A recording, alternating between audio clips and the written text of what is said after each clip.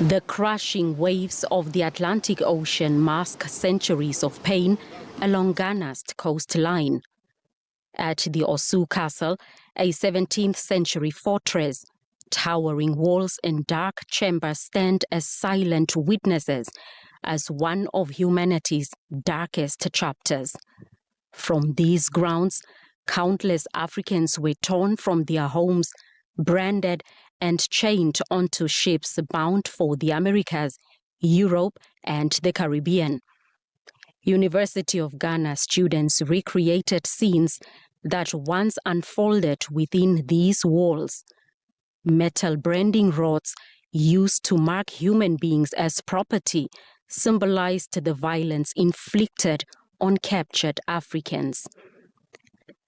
The symbolic procession moved through the infamous door of no return, the final passage before the captives were loaded onto the waiting ships anchored only meters from the shore. The reenactments transformed history from written records into living memory. Associate Professor of Sociology at the UK-based University of Bristol believes the conversations must move beyond conference halls.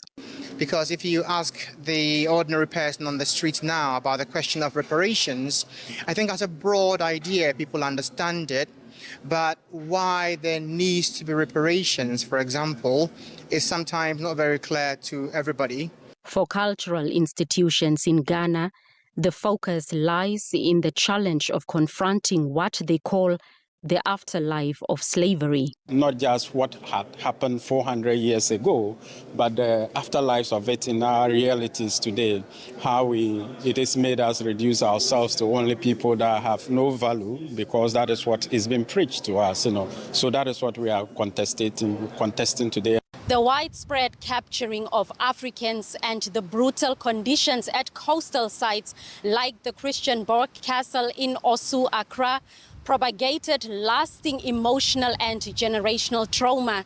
Ghana has positioned itself as a sanctuary for healing, with sites such as the Osu and Cape Coast Castle and other historical sites now acting as places of return and remembrance. And just as other atrocities receive reparatory justice, so shall the transatlantic enslavement also have its day in the court of justice. Blanche Coreses, NBC News.